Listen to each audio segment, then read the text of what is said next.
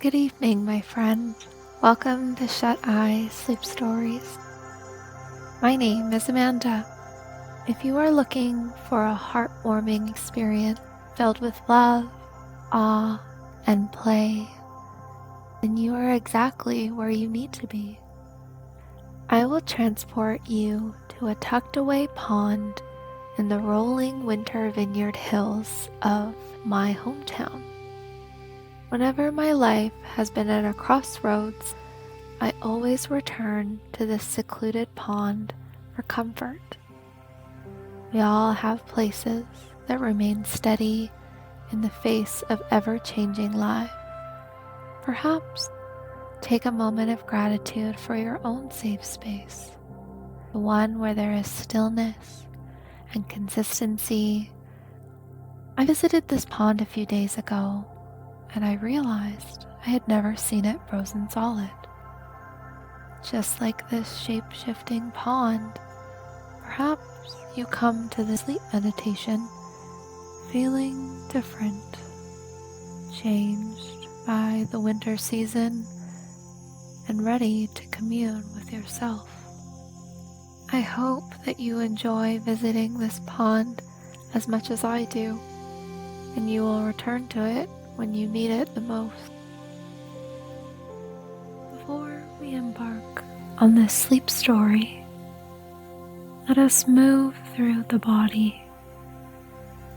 Start at the top of your head and picture your own energy resting on your head, like a gentle hand sending pinpricks of gentle sparks through your entire face.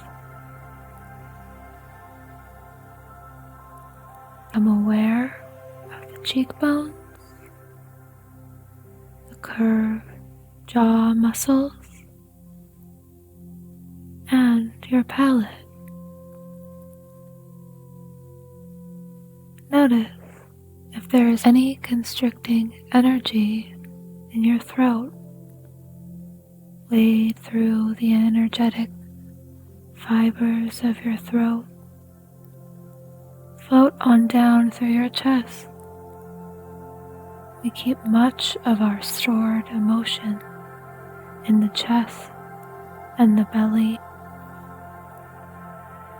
Feel every surface of emotion without judgment.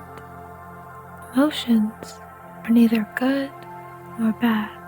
Let your hips, sits bones, and thighs relax into your bed. Let this cascade of energy run without stopping all the way down to your toes.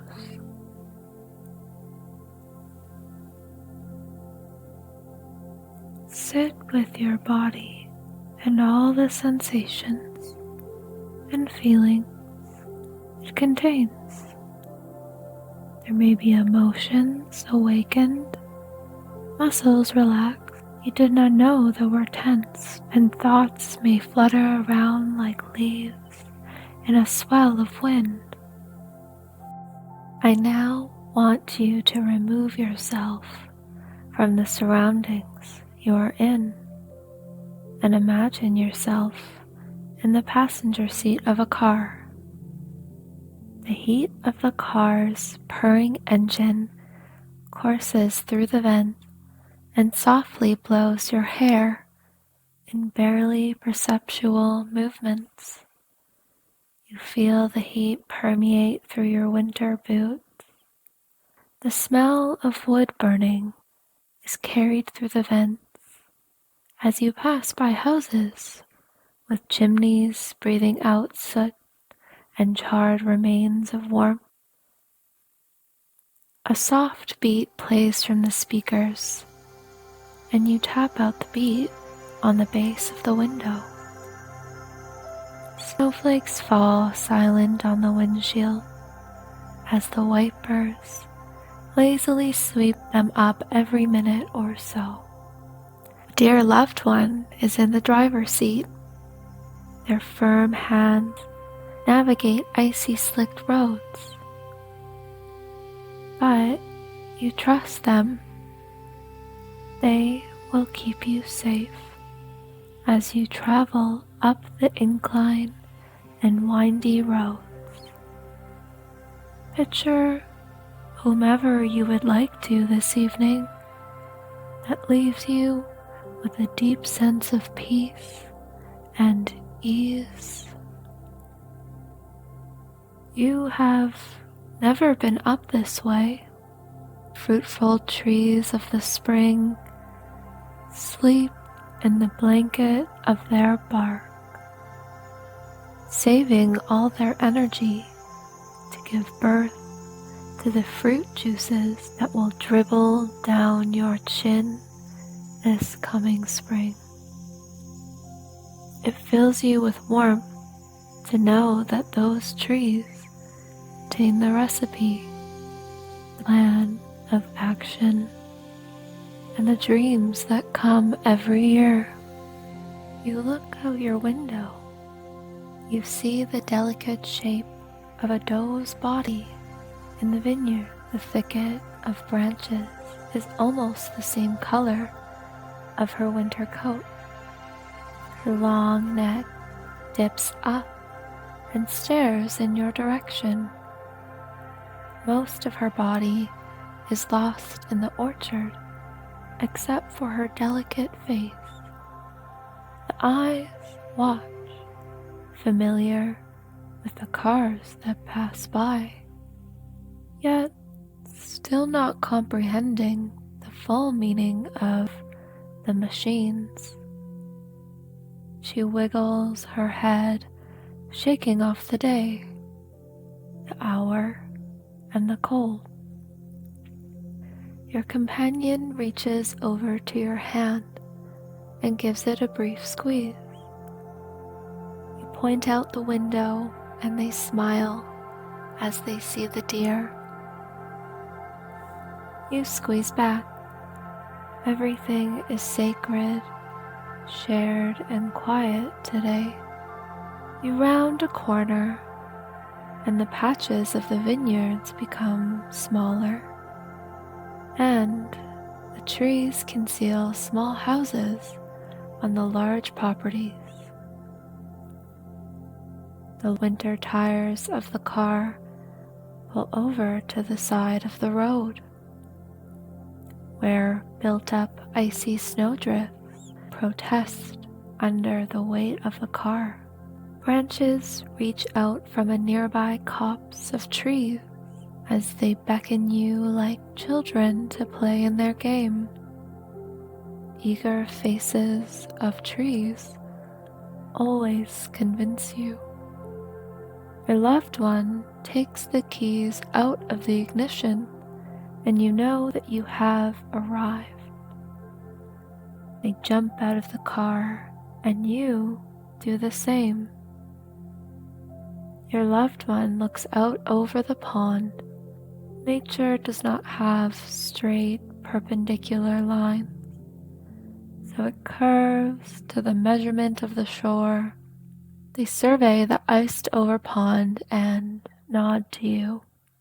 Your loved one told you before you left that the ice must be steely light blue instead of a cream opaque white color. You are unsure. You have never skated on a backcountry pond. It seems thrilling and a calculated risk. You know that your loved one has taken care of all the details, and you trust that you can leave your worries on the bank. You both grab your freshly sharpened ice skates from the floor of the back seat. You make your way down a slippery mixture of melting ice, auburn pine needles, and fuzzy pine cones. The reeds, normally stalk upright, are heavy under the blanket of snow.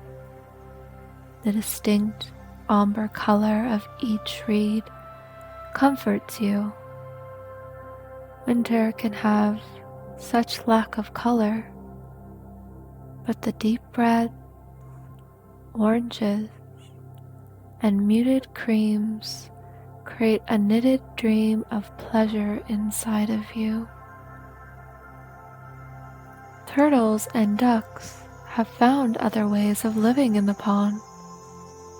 The turtles slow down every process of their body until their need for oxygen is so minimal they do not even need to take a single breath of fresh air.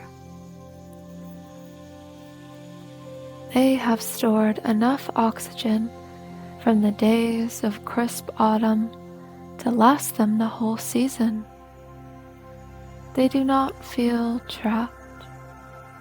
They seek this time of rest and are at peace with what nature requires.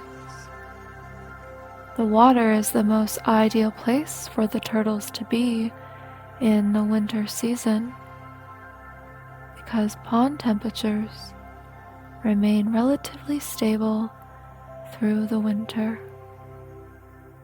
It is exactly where they are meant to be, just as you are exactly where you are meant to be in this moment, this season, and this pond. On the perimeter of the shallow edges of the pond, there are remnants of birch trees ranging from 1 to 2 feet high above the frozen pond. These seeds grew in the floor of the pond only to later be deemed as misplaced. The ice is covered in pockets of shoveled off ice. The drifts create bubbles and pockets of shiny, iridescent plains of ice. Many items have been left from nearby families, hockey nets, and an assortment of camping chairs. It is early morning, a weekday, and you assume that everyone is busy in the city with their day. The pond is empty except for the two of you. You begin to lace up your skates, aiming the laces through the eyelet as carefully as possible until your fingers begin to turn pink and rigid. Your dear one pulls you up from the stump you sit on, and you make your way to the pond. You have not been skating for a few years, but the muscle memory of strides from years past charge through your shins and thighs. The ice marks are scribbles you leave behind, like the unsteady hand of a toddler. The message we write in nature's mother tongue, in which our body is fluent in. Each foot pushes off, but then returns to the center for balance. The pond's surface is bumpy, uneven, and how nature intended ice to form. With blemish, with excitement, and dynamic difference. Your fellow skater takes your hand in theirs, and you glide in between each bubble of cleared ice, as if you are traveling across rivers that lead to different lakes. You both stop in the middle of a clearing. Your loved one pulls you in close. Your balance falters a bit, but you regain your strength in their arms. A warmth sits between you two, as if you were holding something precious like a glowing glass lantern. And you linger longer because when you decide to move away, it will disappear. You hold on tight to this moment you are in. Feel the comfort between this person and yourself.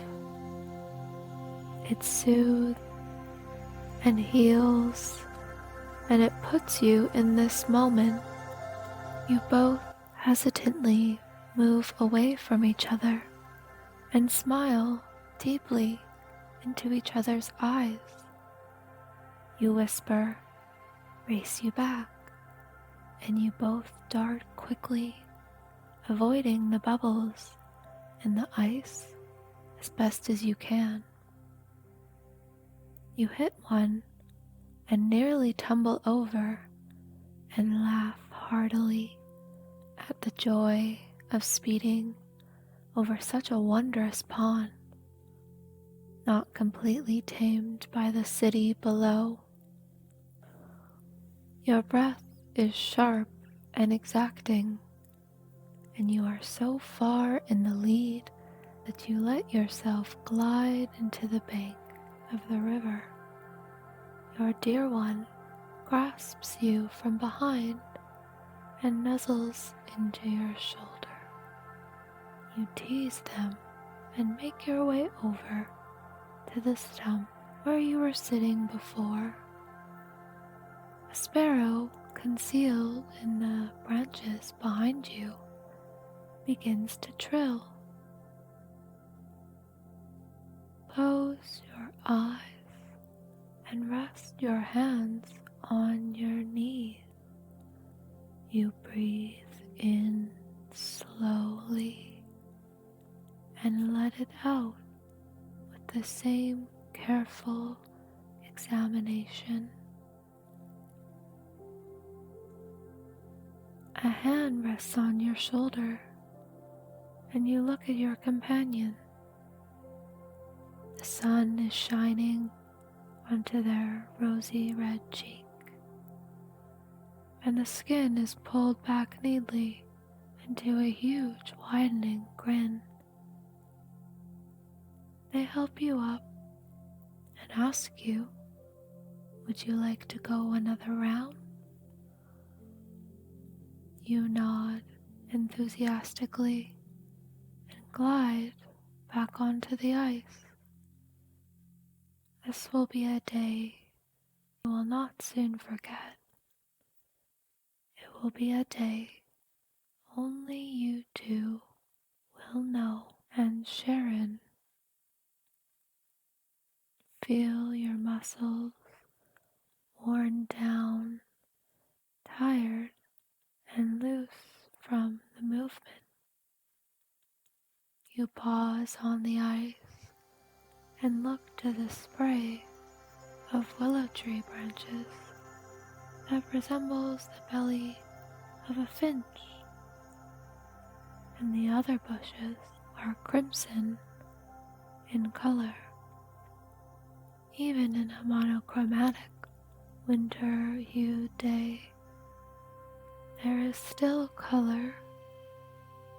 The world cannot help but live in technicolor. You close your eyes and then open them again, grateful and full this day.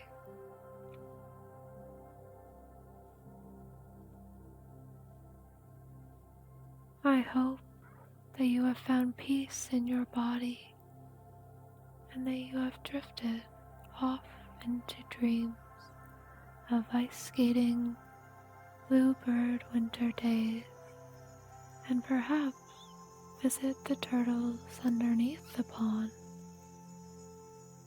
I wish you a good night and a restful sleep.